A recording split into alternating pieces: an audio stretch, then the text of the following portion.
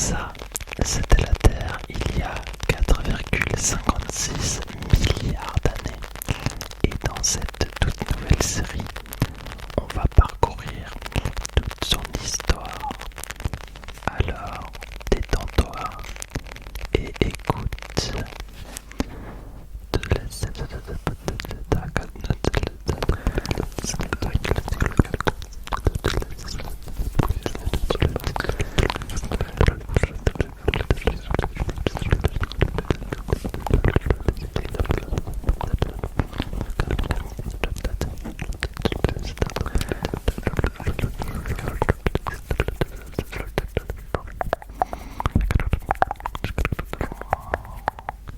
Pour comprendre comment la Terre est apparue, il faut commencer avant même la naissance du Soleil.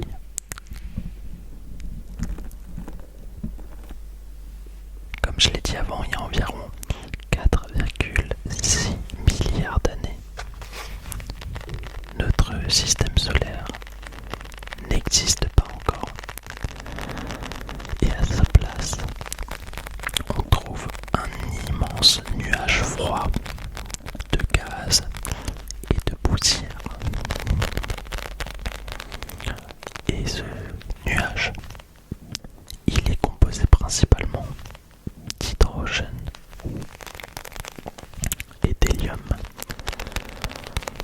Mais il y a aussi du carbone, de l'oxygène, du fer et d'autres éléments un peu plus lourds.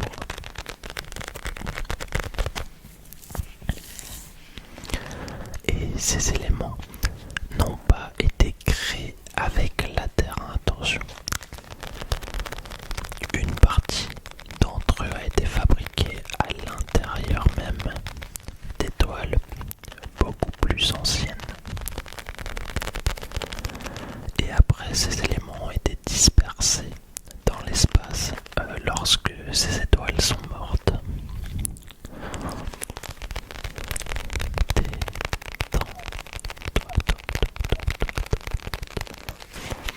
Relax.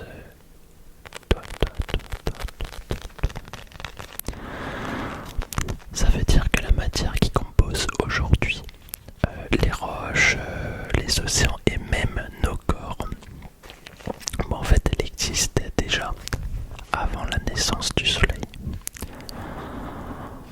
Et les atomes qui composeront bientôt la Terre étaient donc déjà présents, mais ils étaient encore dispersés dans l'espace.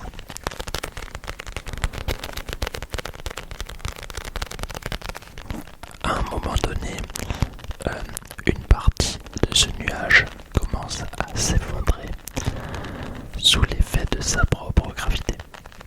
Le problème, c'est que les scientifiques ne savent pas exactement la raison, ils ne connaissent pas exactement la raison de cet effondrement. En fait, il a peut-être été déclenché par l'onde de choc d'une étoile voisine, mais c'est un exemple. En tout cas, ce qu'on sait, c'est que la matière, elle commence alors à tomber vers le centre. Et en se contractant, le nuage tourne de plus en plus rapidement. C'est comme un peu, si tu veux une image, une patineuse qui accélère lorsqu'elle rapproche les bras de son corps.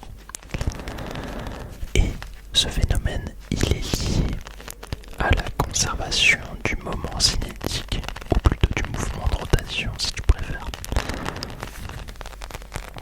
Alors petit à petit,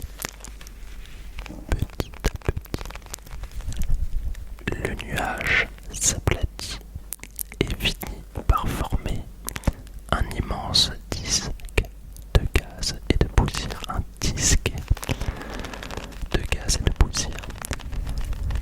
On peut comparer ça à une pâte à pizza. Une pâte à pizza qui s'étale en tournant. Alors même si dans l'espace, ce sont la gravité et la rotation qui produisent cette forme. Au centre du disque, la matière devient de plus en plus dense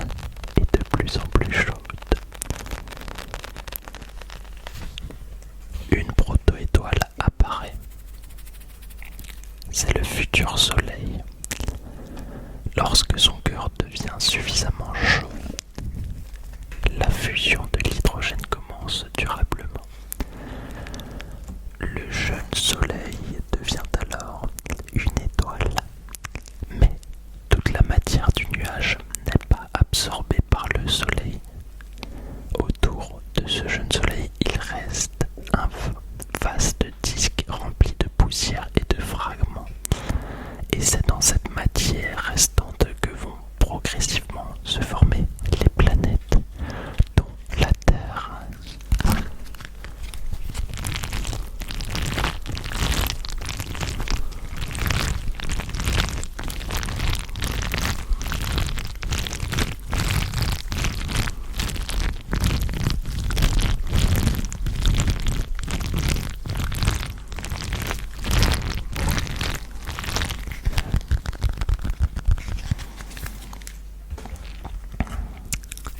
Je suis désolé, il y a un peu de bruit, c'est mon chat qui mange ses croquettes.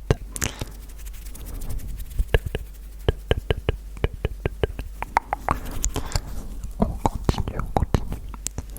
La température du disque diminue fortement à mesure que l'on s'éloigne du soleil. Mais elle évolue aussi au cours du temps. Dans les régions les plus proches du jeune soleil, elle peut dépasser les 1000 degrés. C'est énorme. Et à ces températures, même une partie des roches est vaporisée.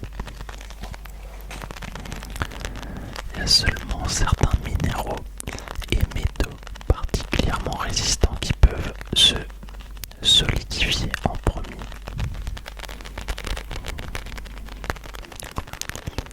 À la distance où se formera plus tard la Terre, donc à environ 150 millions de kilomètres du Soleil, la température du disque a probablement atteint plusieurs centaines de degrés durant ses premières phases. Là, il est alors bien trop chaud pour que l'eau puisse rester sous forme de glace, bien sûr. Les matériaux solides sont donc principalement des grains riches en silicium, en fer, en magnésium et en aluminium, c'est-à-dire les futurs ingrédients des planètes rocheuses.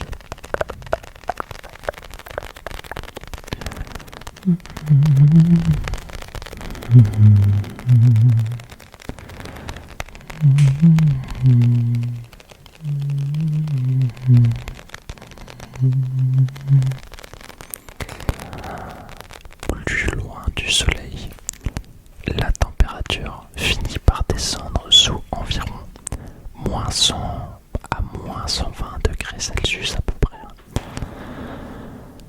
La vapeur d'eau peut alors se déposer sur les grains de poussière et former de la glace.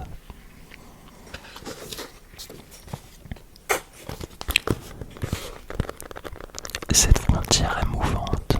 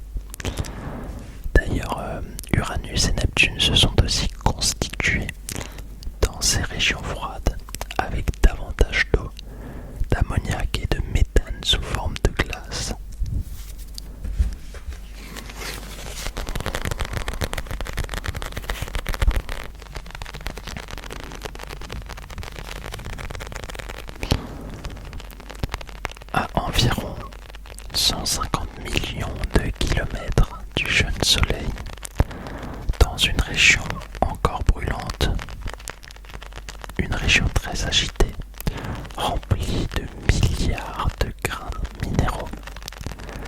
Certaines particules commencent justement à entrer en collision et à rester attachées les unes aux autres. Et c'est ici que la Terre commence réellement son histoire.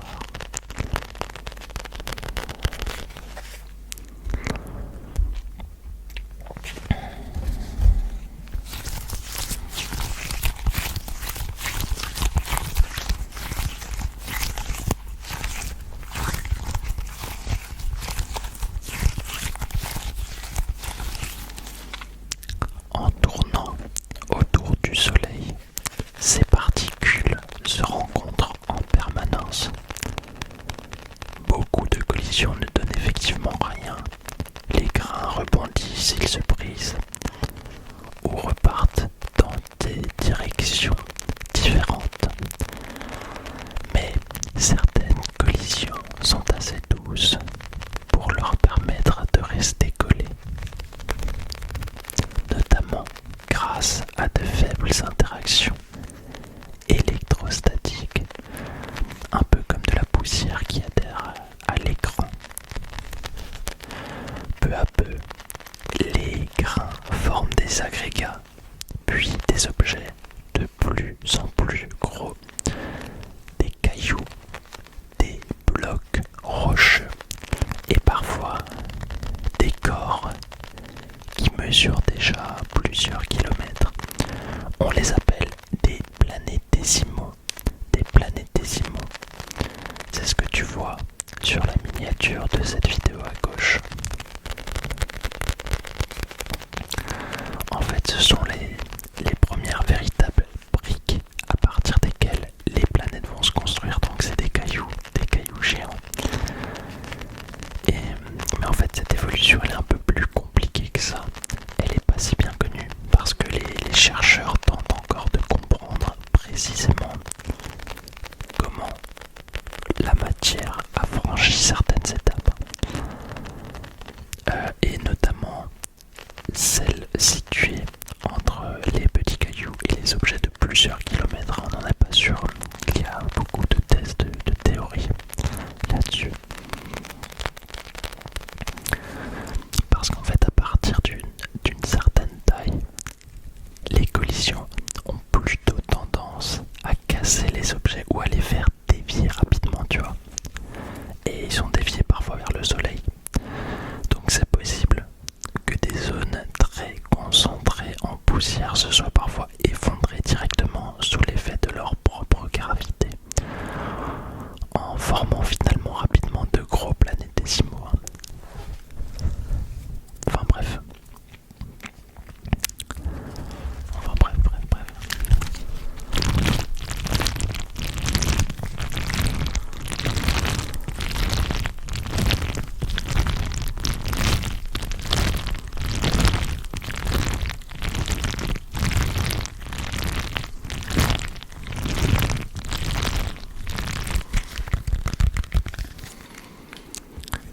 Je vais te mettre une image de ce qu'est un planétésimaux, enfin même plusieurs images et tu vas pouvoir regarder à quoi ça ressemble. C'est comme un gros caillou.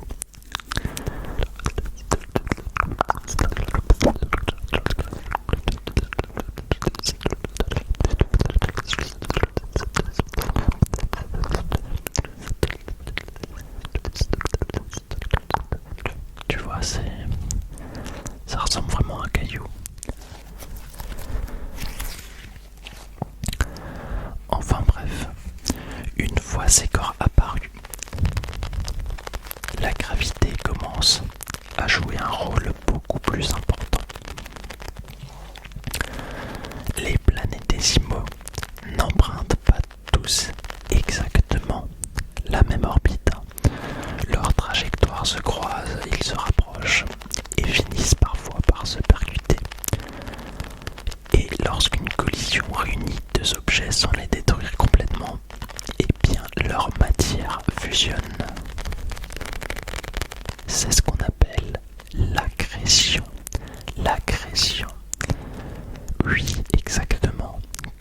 le disque d'accrétion d'un trou noir. Exactement. Parce qu'en fait, dans les deux cas, l'accrétion, elle désigne l'accumulation progressive de matière sous l'effet de la gravité, en fait. Donc c'est tout simple.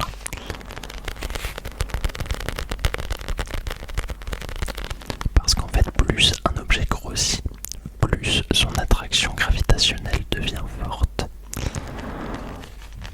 Il peut alors défier les petits corps qui passent à proximité et en absorber davantage, en capturer davantage. Donc sa croissance, elle accélère progressivement. Comme si les plus gros objets disposaient d'un avantage sur tous les autres. Ça me fait un peu penser au jeu Agario, tu vois. Sauf que là, il n'y a pas de gravité dans le jeu, mais on aurait pu l'ajouter en fait. Ça aurait été sympa. Mais bon, faut pas non plus imaginer des boules de neige qui grossissent à l'infini. Hein. En fait, il y a certaines collisions entre ces objets qui sont lentes et qui permettent aux objets de fusionner.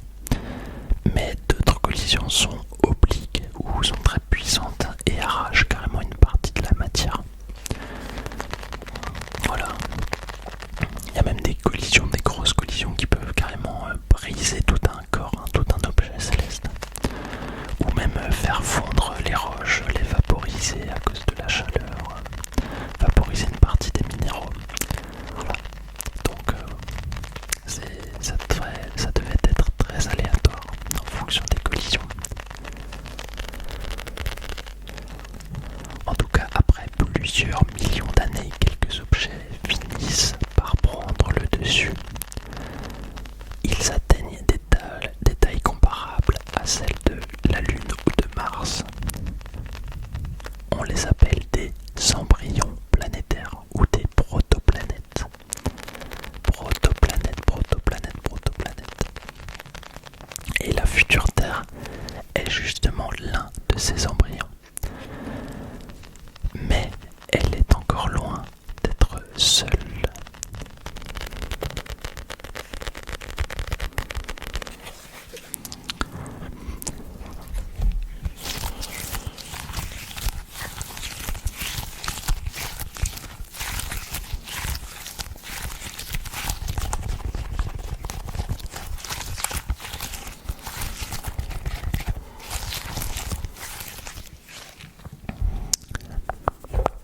Il y a environ 4,54 milliards d'années, la future Terre continue de grossir en absorbant les corps qui croisent sa trajectoire.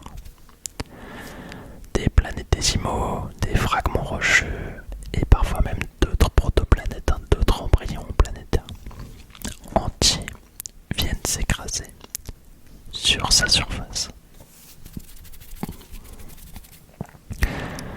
Et à chaque impact, une partie de l'énergie du mouvement est transformée en chaleur. Mais les collisions ne sont pas la seule source de cette chaleur. En grossissant, la prototerre se comprime sous l'effet de sa propre gravité, ce qui augmente encore sa température.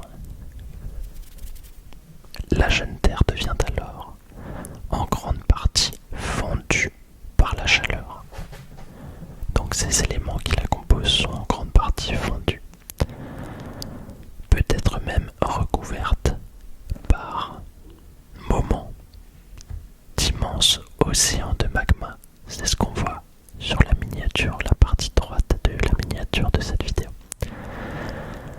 Et cette chaleur permet alors aux matériaux plus denses, principalement le fer et le nickel, de s'enfoncer vers le centre de la planète.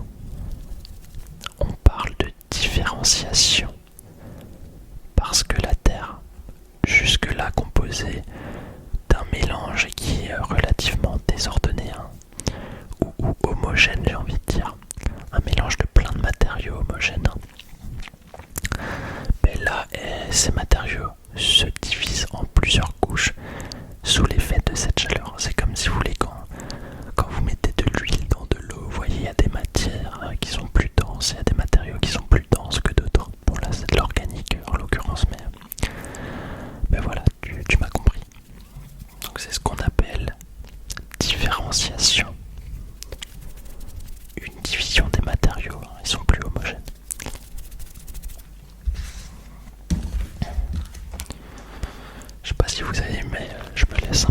plus de liberté sur les miniatures YouTube. Parce que j'ai envie de les travailler un peu plus. Et le fait de mettre ASMR dedans et quelqu'un qui dit chut, c'est bloquant je trouve. Donc maintenant je casse ces limites et je tente de nouvelles choses. Mais je laisse ASMR dans le titre au tout début de toute manière.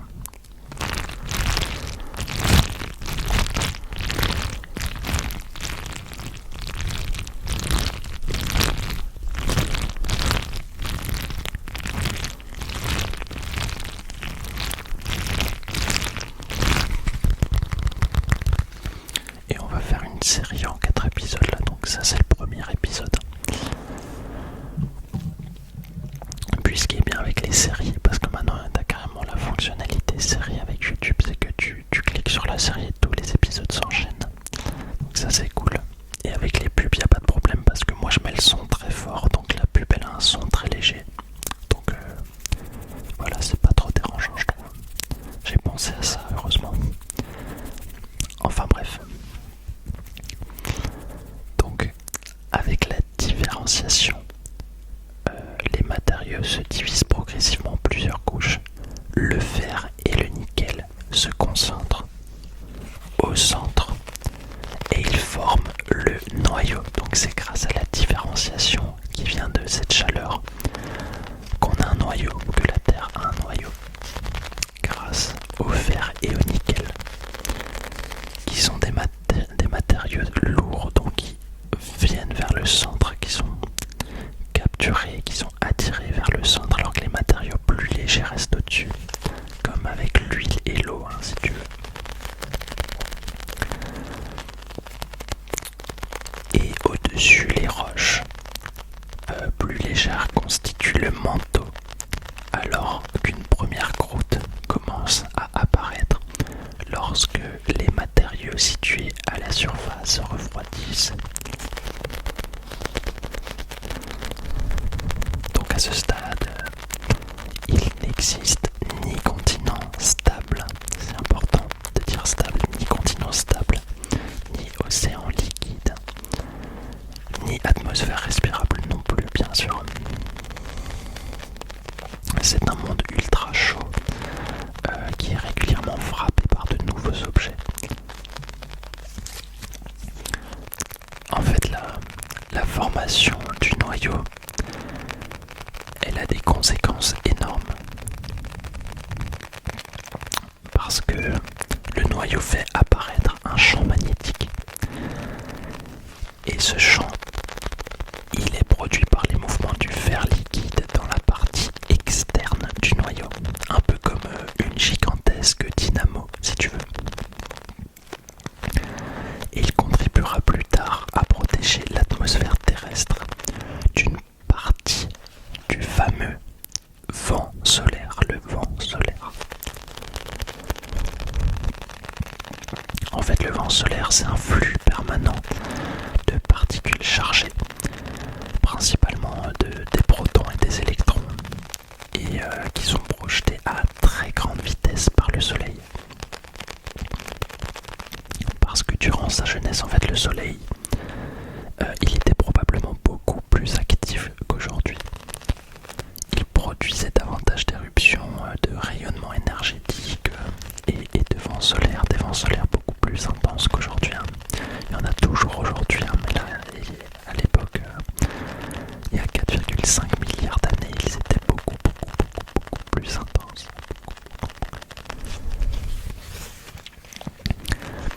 Et lorsque ces rayonnements énergétiques atteignent une planète, en fait ces particules-là, elles peuvent heurter les gaz situés dans les couches supérieures de son atmosphère. Et du coup leur transmettre suffisamment d'énergie pour les éjecter progressivement dans l'espace. Et donc sur des millions d'années, bien sûr, une planète peut perdre une partie importante de son atmosphère à cause de ces énergies solaires. Et d'autant plus quand elle est petite ou peu massive.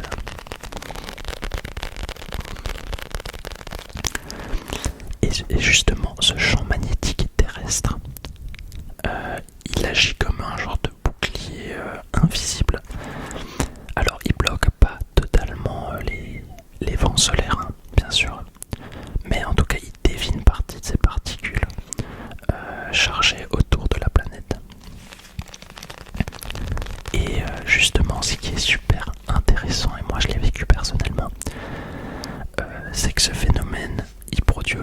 fameuses aurores boréales et australes.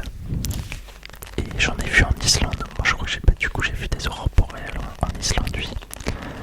Et ça ressemble à un serpent qui navigue, c'est trop bizarre. Je crois que les Vikings pensaient que c'était un serpent, il me semble. Je suis plus sûr du tout. Je dis peut-être des bêtises, hein, j'en sais rien. Mais ça ressemble vraiment à un serpent, c'est incroyable. Et du coup, les aurores boréales, ça vient de ces vents solaires qui sont déviés par l'atmosphère.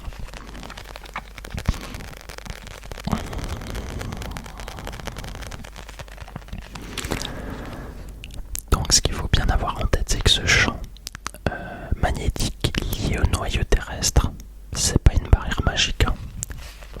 C'est pas une protection parfaite, et c'est d'ailleurs pas l'unique raison pour laquelle la Terre a conservé son atmosphère. Il y a d'autres facteurs qui ont joué. On a la gravité, la composition de l'atmosphère et son renouvellement par l'activité volcanique qui joue aussi un rôle très important. C'est pas que uniquement le champ magnétique qui est la source de toute la vie, hein, sur la Terre et l'origine de sa survie.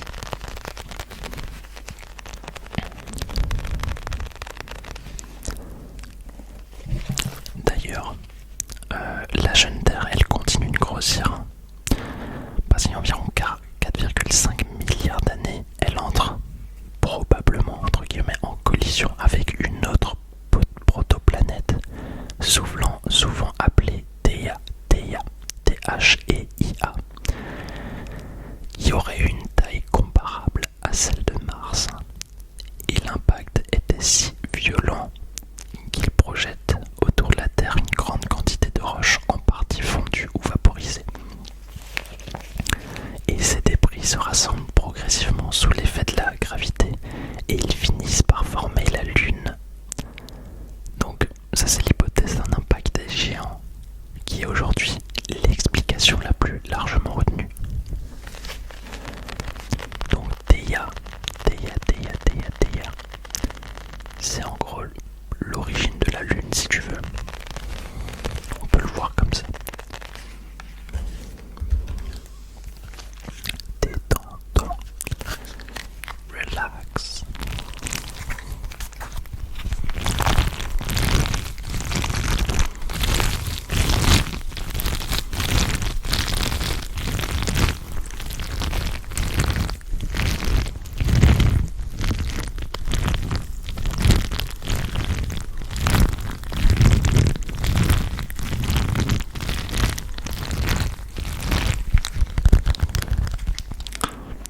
Let's go.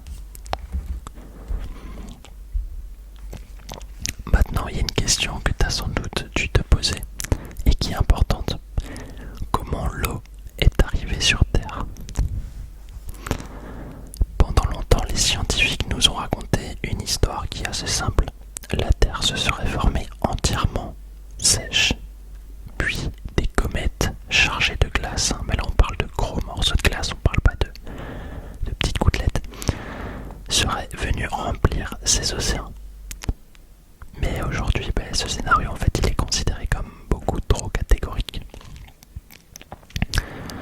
En fait, certes, les comètes ont peut-être apporté une partie de l'eau qui se trouve sur la Terre, mais elle semble pas être l'unique source de cette eau, ni probablement la principale d'ailleurs. En fait, pour comprendre d'où vient l'eau de la Terre, les scientifiques ont comparé sa signature. Oui, parce que l'eau a une signature.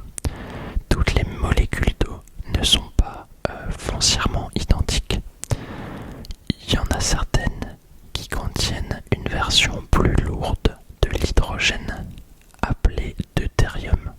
Ça, c'est super intéressant, je trouve. Parce que l'eau, c'est oxygène, hydrogène, il me semble, si je dis pas de conneries. H2O, oui, c'est ça. Et voilà, certaines molécules d'eau ont de l'hydrogène deutérium. Voilà. Donc on a deux types d'eau, c'est marrant. Et la proportion de deutérium fonctionne un peu comme une empreinte digitale.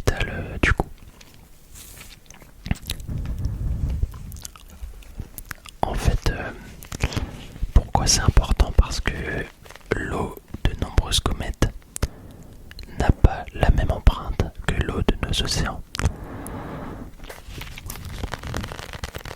Et donc on peut conclure qu'une partie de l'eau était probablement déjà présente dans les matériaux qui ont construit la Terre.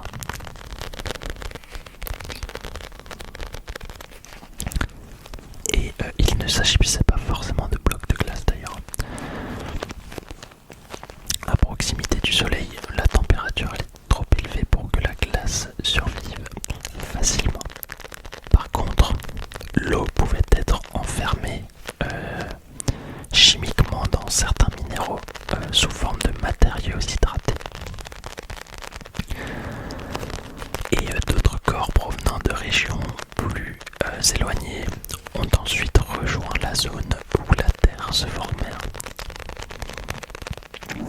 Certains astéroïdes primitifs dont la composition ressemble à celle des météorites, appelés chondrites carbonés, contiennent beaucoup d'eau liée à leurs minéraux. Et en entrant en collision avec la jeune Terre, ces objets ont pu lui apporter une quantité importante d'eau et d'autres éléments volatiles.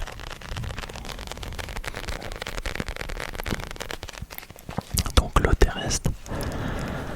L'eau s'est accumulée progressivement sur la Terre. Et d'ailleurs, une grande partie de cette eau ne reste pas immédiatement à la surface. Parce que pendant la différenciation dont on a parlé avant, la différenciation de la Terre avec la chaleur et les différentes couches, elle se retrouve dissoute dans le magma ou enfermée dans les minéraux du manteau. Parce que je vous rappelle que l'eau ne disparaît pas, elle s'évapore. Elle se lie à quelque chose, elle reste enfermée, mais voilà. Rien ne se perd, tout se transforme.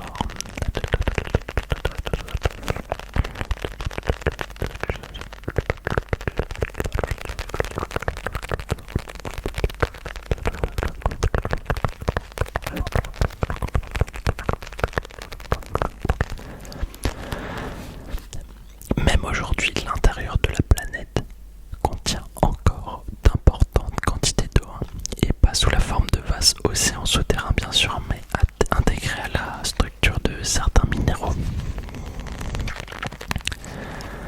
Lorsque la surface commence à refroidir, et c'est là que ça devient très intéressant, l'activité volcanique libère progressivement une partie des gaz retenus à l'intérieur de la planète. On appelle ce phénomène le dégazage. C'est comme un peu quand tu pètes, si tu veux. Les volcans rejettent alors de la vapeur d'eau, du dioxyde de carbone, de l'azote et différents gaz soufrés. Puis, lorsque la surface se refroidit suffisamment, la vapeur d'eau se condense. Elle forme des nuages et retombe sous forme de pluie. Et c'est comme ça que les premiers océans ont été remplis grâce en partie à l'activité volcanique qui a rapporté de l'eau. C'est super intéressant, je trouve.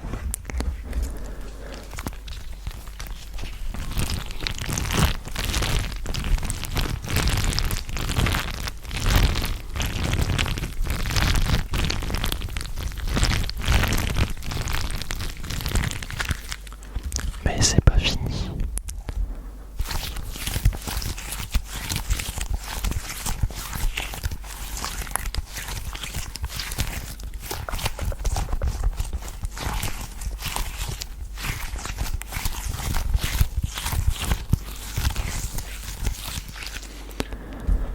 C'est pas fini parce que même après la formation de la Terre et de la Lune, le système solaire reste encore encombré d'une immense quantité de débris.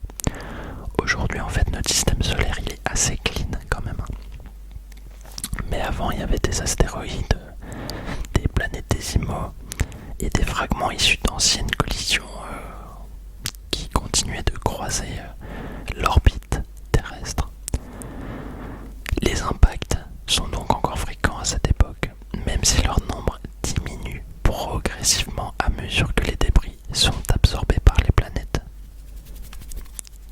ou même qu'ils sont éjectés du système solaire ou projetés vers le Soleil. Et les scientifiques ont longtemps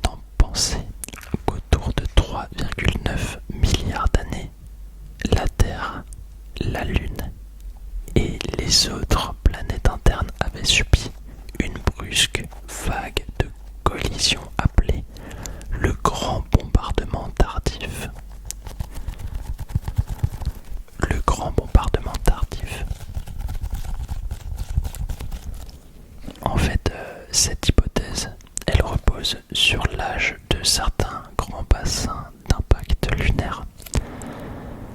Mais aujourd'hui, c'est vrai que l'existence de ce bombardement tardif, de ce pic soudain de collision, elle s'est encore débattue, on n'en est pas sûr.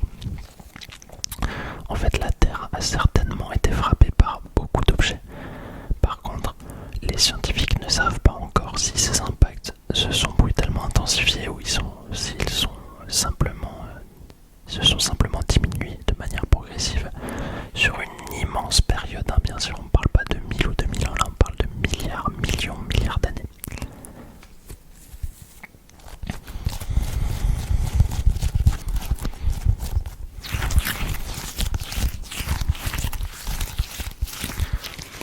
Enfin bref, ce qu'on sait, c'est que certains impacts sont d'une telle violence que la chaleur produite par ces impacts peut rendre certaines régions inhabitables pendant des milliers d'années. Par contre, même des bombardements très importants n'auraient pas forcément stérilisé toute la planète. Et ça, c'est une importance. On a des environnements qui sont protégés en profondeur au fond des océans, qui auraient malgré tout pu conserver des conditions relativement favorables à l'apparition de la future vie.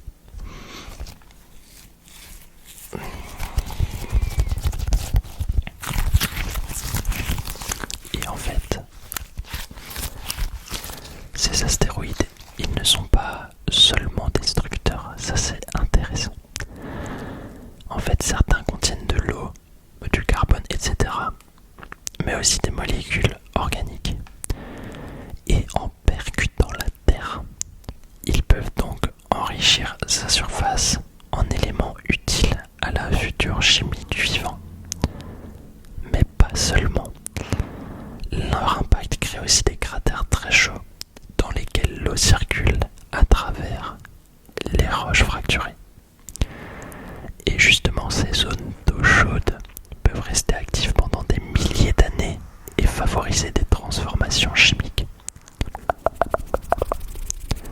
En fait, certains chercheurs pensent donc que ces cratères ont pu servir de laboratoire naturel, tu vois, dans lesquels les premières molécules nécessaires à l'apparition de la vie auraient pu se former, tu vois, comme des bulles biologiques, tu sais là, ça existe, des biotomes, je sais pas comment t'appelles ça. Donc il y a 4 milliards d'années, la Terre est finalement prête pour l'étape suivante, le passage de la simple chimie aux premières formes de vie. Et sur la vidéo qui s'affiche maintenant sur ton écran, on va justement traiter ce sujet-là dans le deuxième épisode de la série. Voilà, pour une lecture automatique, n'hésite pas à cliquer sur la playlist directement et à sélectionner l'épisode. Merci pour les likes et les boosts